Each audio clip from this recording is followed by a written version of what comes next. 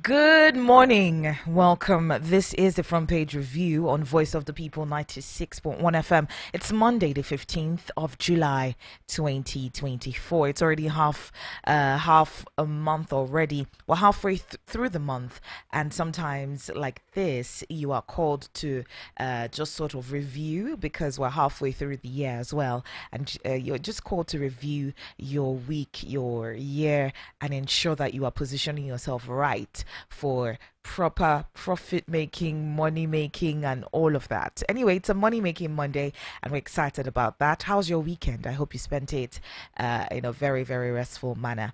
Meanwhile, a lot happened this weekend. A lot, I must tell you. It was a building collapse spree in Nigeria over the course of the weekend. There was one a school in Jos, another building in Osun State, and another here in Abuja, and then another in Lagos. So it was a lot of we had a lot of buildings collapse and a lot of victims. Luckily, we haven't recorded a lot of deaths so far in Osun, Abuja, and Lagos, but and Plateau State is one state that the governor has declared a 3-day mourning, just to commemorate with the families and just not necessarily commemorate. That's not even the right word. To what's it called? To cry with the families and let them know that the world is here with them. They're not alone in their loss and all of that. Our hearts and our prayers are with the family. Meanwhile, we had an assassination attempt with Trump over the course of the weekend. He was speaking in Pennsylvania, a campaign rally in Pennsylvania, and a bullet grazed his ear. Then we saw the SSS agents trying as much as they could to protect him during that ordeal. It's really, really sad what is happening. Meanwhile, over the course of the weekend as well, we saw the Euros 2024 finishing with Spain coming out at the top. Really, really excited. We'll get to see that with Nonso in a bit. That is at 8:45. We'll talk about that in a moment. Meanwhile, we have a lot of conversations in the news this morning. The Nigerian Bar Association on Sunday has urged the police to reconsider the directive to vehicle owners to obtain something called a Central Motor Registry Information System certificate. This particular certificate is for the police, and it's different from every other certificate that road users are supposed to have while plowing the road. It's really, really interesting the number of things that Nigerians have to pay for.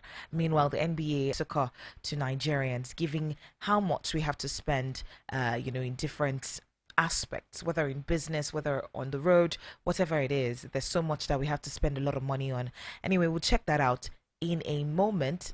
Meanwhile, we have the EFCC chairman talking about the fact that some religious groups are more corrupt than public officials. EFCC Chair Olukoyede, the chairman of the EFCC, has made a shocking allegation that some religious groups in Nigeria are more corrupt than public officials. Speaking at a leadership conference at RCCJ over the weekend, Olukoyede claimed that the EFCC has recovered millions of naira from religious organizations. Recently, he said he wants to plead with those who are religious leaders to use their podiums not only to preach but also to demonstrate good character.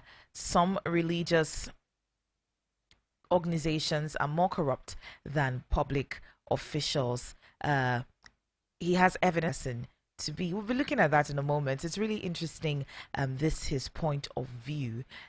We also have the PDP winning the July 13th council polls in 24 local government areas in Delta State. The results of the elections were announced on Sunday in Asaba at the headquarters of Delta State Independent. Influence the governors have in determining who the local government chairman should be, and is the state independent electoral commission really independent, especially looking at Adamawa and Delta states where the PDP clinched all unopposed in all the states, in all the local government areas, local government councils. We'll be looking at that with Larry Oguego at the 8 o'clock hour, and just how influential some of the governors are in determining who the leaders of the local government councils are. Meanwhile, the president on Sunday joined world leaders to condemn the attack on the former U.S. president, stating this on his official X handle on Sunday, hours after the shooting at Trump's campaign rally in Butler, Pennsylvania on Saturday, which authorities said killed one person and left two other spectators critically injured. The president said yesterday that he extends his sympathies to the former president and wish him a relief. He described the incident as distasteful, adding that it goes beyond the pale of democratic norms. In Europe, the European Commission President Ursula von der Leyen has said that she was deeply shocked by the attack. Political violence has no place in a democracy. That is what she said. German Chancellor Olaf Scholz called the shooting despicable and said such acts of violence threaten democracy. France as well, President Emmanuel Macron called the assassination a tragedy for democracies, and France shares the shock and indignation of the American people. Russia also called on the US to take stock of its policies of incitement to hatred while using the assassination attempt to denounce Washington's military support for Ukraine. There were a lot of conversations about, oh, this seems very, very staged, right? How is it possible that this just seems very convenient that it just grazed your ear as opposed to hitting any vital organs or, anything vital in terms of the effect of the shooting. And a lot of people have just been speculating, because if you look at the picture of that particular you will look at it and wonder, especially after Trump's case of felony.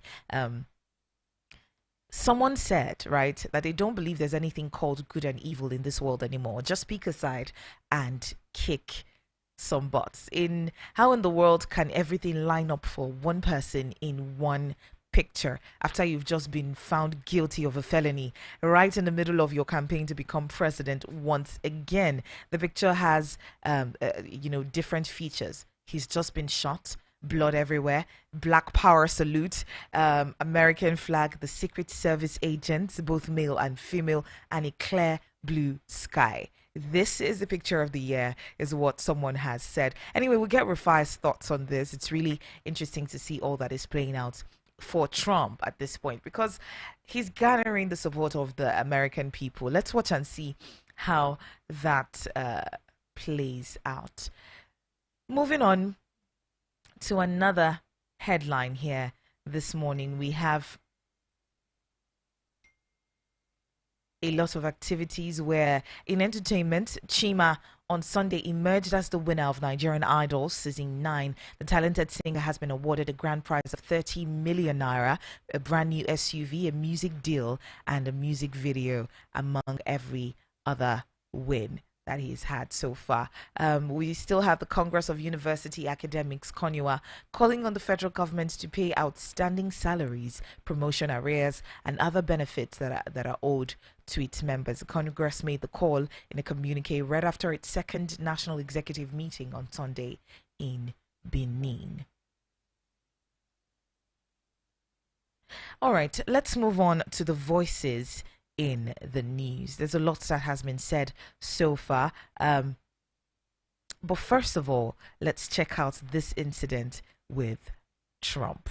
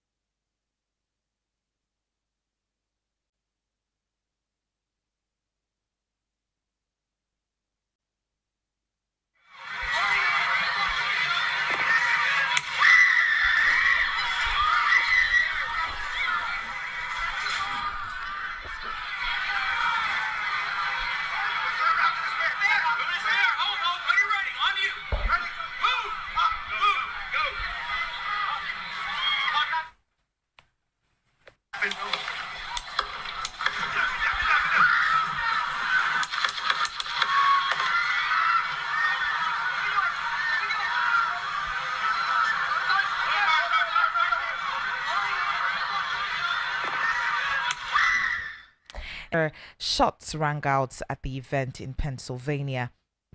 There was blood on his right ear, and he was surrounded by security agents who hustled him off the stage as he raised his fist to the crowd. Really, really interesting. Over the course of the weekend, there were lots and lots of collapse of buildings. But let's hear this particular one. So like this top floor is on top of the first floor. They had about 3 ladies stopped. They've extracted 2. They're trying to extract the third person for a particular flat. This is at Cupid 22 Kubwa.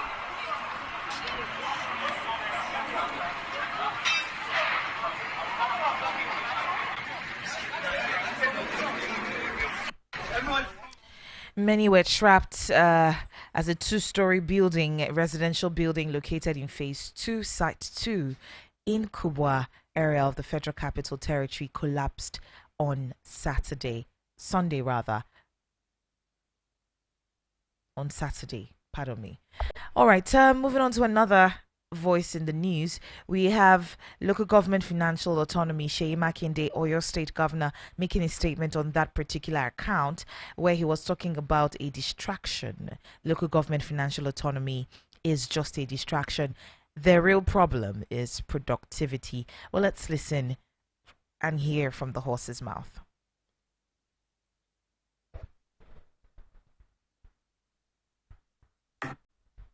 The autonomy, financial autonomy, and all of that.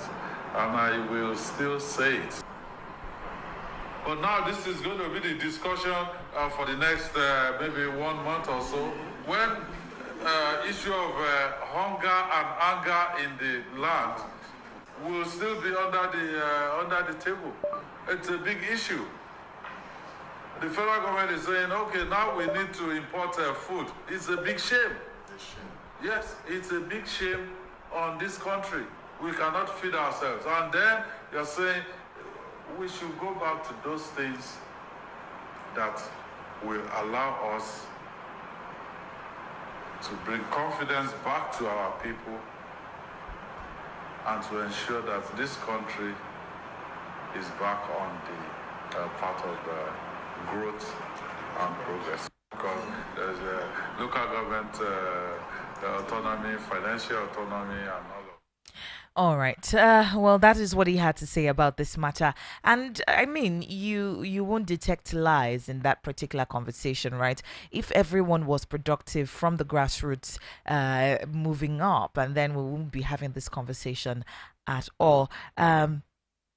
Let's move on to another headline here, another voice in the news. Today is Rwanda will be going to the polls, questioning Rwanda's democracy. On the 15th of July, Rwandans will head to the polls to elect their new president. Sitting President Paul Kagame is expected to run for his 4th term, aiming to extend his 24-year rule. Under Mr. Kagame's leadership, Rwanda is seen as one of the most stable countries in and political recessions. In the 2003, 2010, and 2017 elections, presidential elections, he was seen. He won, the population. This election is expected to follow a similar pattern, with opposing candidates experiencing significant challenges. Diane Rwigara, a 2-time presidential candidate, she's had some issues in the news as well. She's been barred from going from this year's elections, just as it was in 2017. She and her family have a long time history with the presidency, and her father, one of the richest businessmen in Rwanda, died in a car crash in 2015. She believes he was assassinated by the president.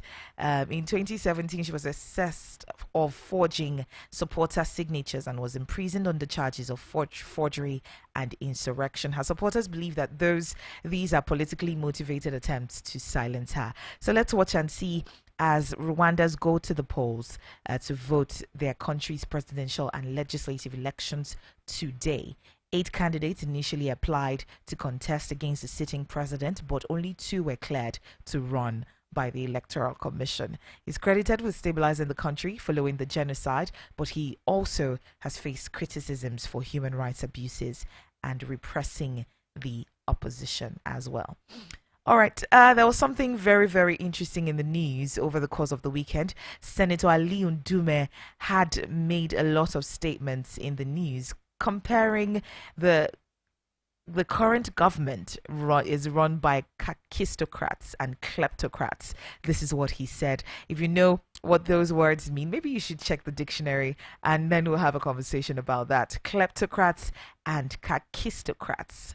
The government run by least qualified and unscrupulous citizens is what kakistocrats mean, and kleptocrats means a government run by people who just want to steal from the people of the citizens rather. And this is what Senator Aliyu Ndume had to say about that.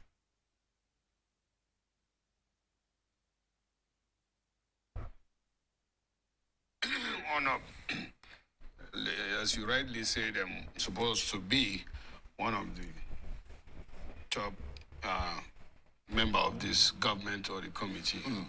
And most importantly, I have this relationship with, personal relationship with Mr. President dates back long. We're very, very anxious, looking forward to what and believing in what he said, the renewed hope. And when he came on board, you can see he's somebody that is very anxious about, and that was why he is used to taking some bold decisions. But as I said, and I'm on TV, I speak straight. If there's anybody that will, say what I'm saying is not true, can come up tomorrow and talk to Charles. This government is going down, and that is because yesterday I did not say it is taken over or polluted by plutocrats. No. If it were plutocrats, it would be better. But this government, and you can quote me on that, is now run by kakistocrats. And that's very, very dangerous. Explain. Kakistocrats? I have it here.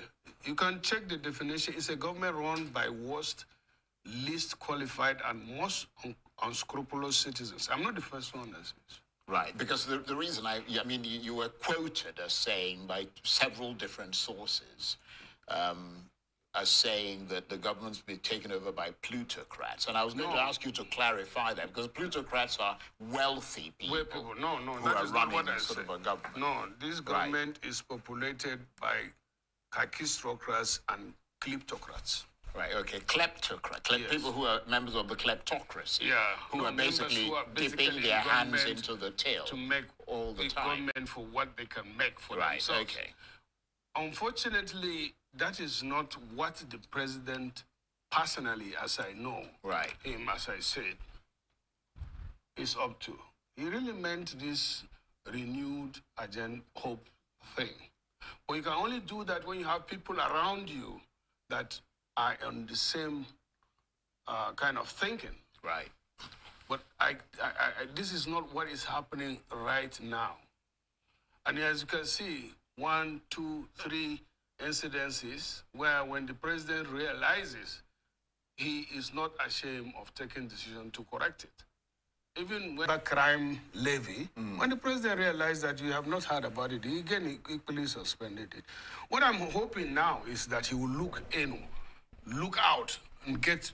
I don't believe, again I say, that he is in the real picture of what is happening out there. People are angry.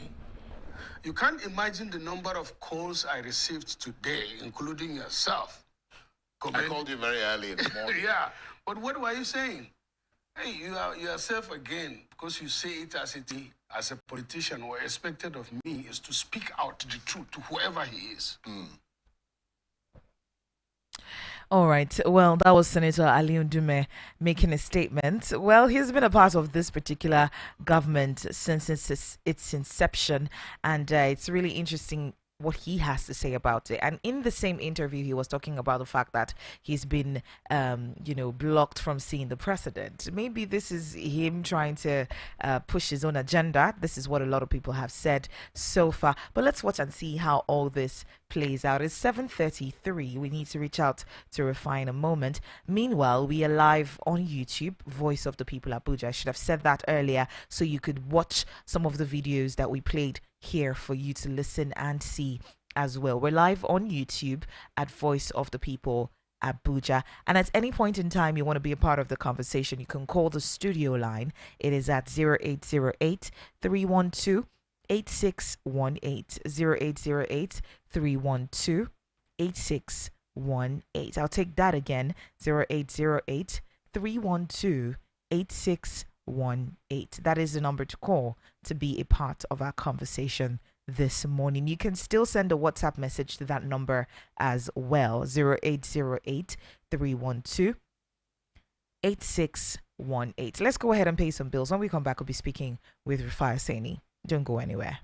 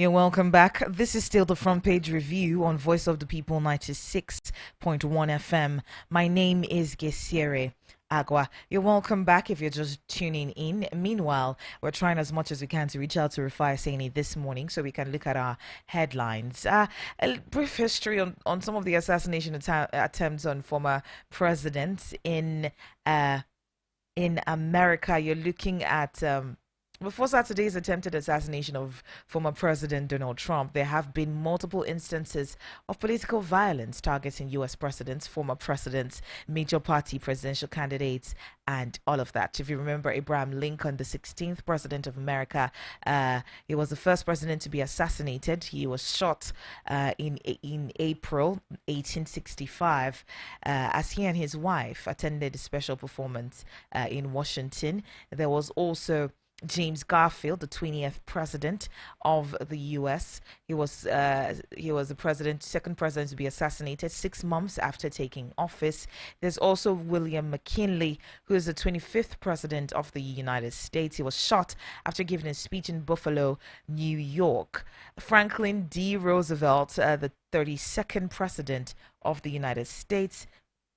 He was also shot as well, but he wasn't injured in February 1933 shooting that killed a particular individual.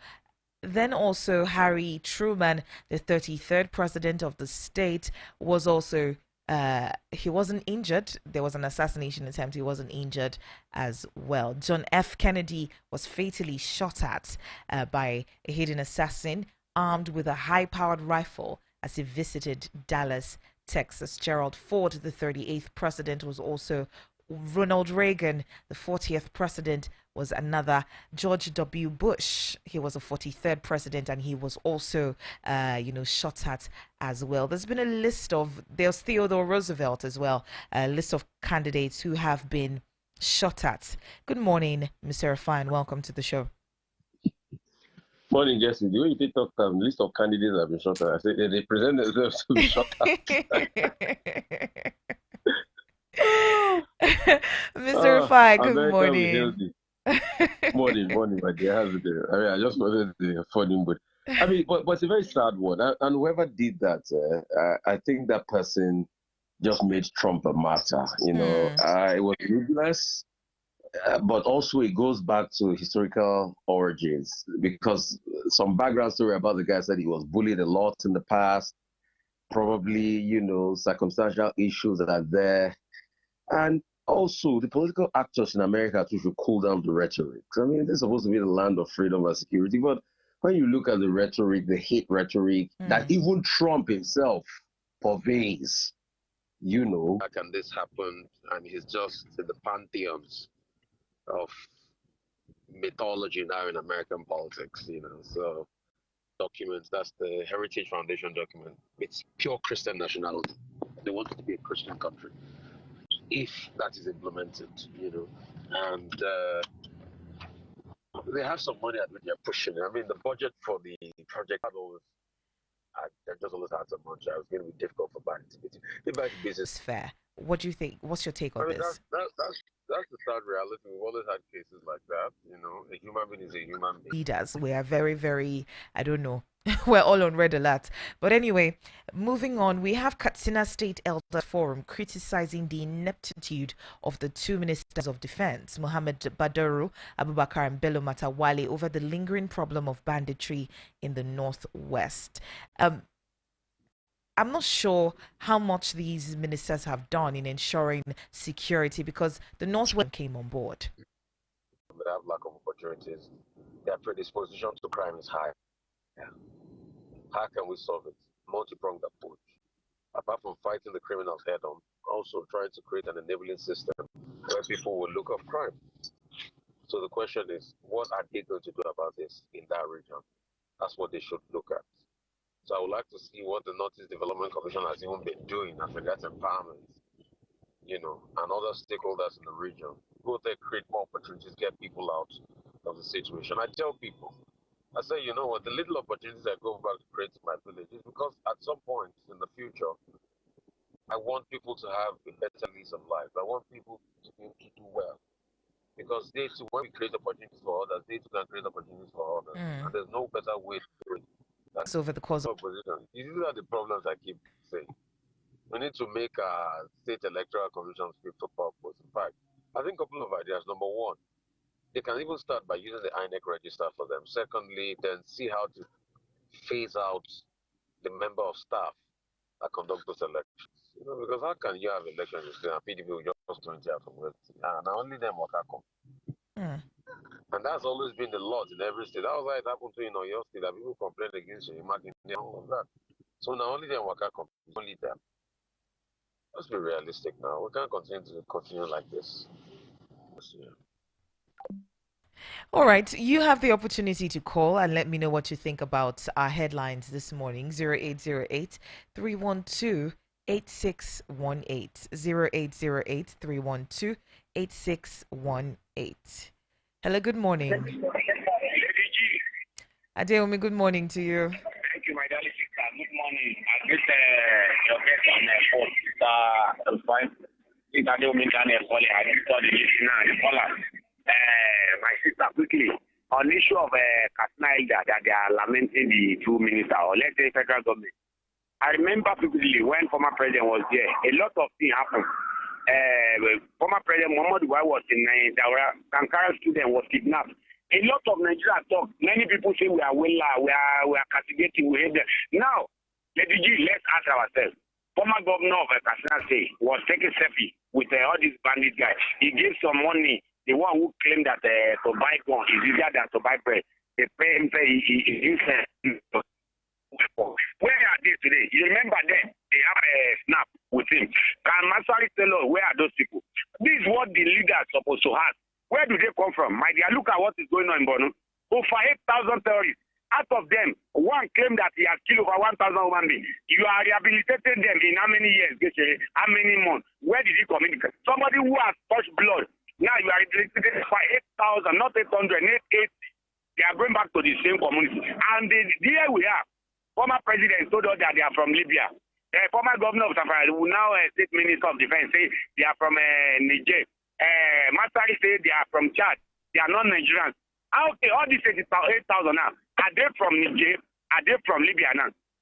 That's what we need to ask ourselves. We have been hearing things from military, Boko Haram commander, and terrorist commander, this one commander, the Kaduna train attack commander has apprehended. Where are they? And look at the injustice. Nnamdi Kanu is fishing in DSS custody, but they are pardoning these people. Imagine, Nnamdi Kanu never killed his soul. He just uses his mouth to talk what he does not want, and which is true. I agree with him. Now look at it. Somebody came out that repented. He was dancing with military there. He even placed a dreadlock. He was now begging Nigeria that we should forgive him because of his children and his wife. I said, now, you are begging for forgiveness. You have children, you have wife. What of those that you make them become widower, orphan? What are we saying? The northern elder should come and say, Undume that is talking about insecurity now. You forget what happened to him. When he was in House of Rep, he was accused being the sponsor of Boko Haram. He was taken to court. We don't see the end of the case. We didn't know the end of the case. They all know where these people are. Former governor of Safari, who went to the armory, snapped with the terrorists, and the military man was there with them. Terrorist there, and gun in his leg. Why the military man who is there with them was not have any gun? What are we saying? They should come at me and tell us what's going on. It's not that the people in the north, sorry to say, not all the leaders there, they know what is going on. If they want to argue, let all of us come. Let's have a open debate. Why will the governor of Borno tell us now that they want to bring over 8,000 stories back to society? Let us have that.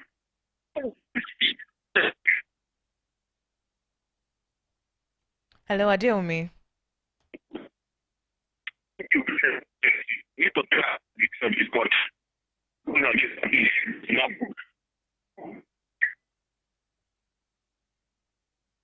All right. I think there's some issue with the network right there.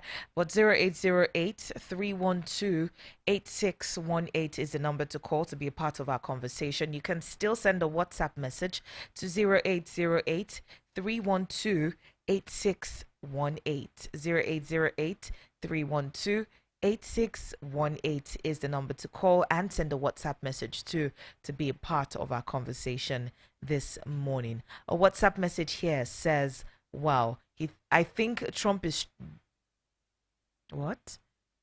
Okay, pardon me. I think Trump is winning the elections come November. This was way too convenient. Like you said, everything just aligned in his favor.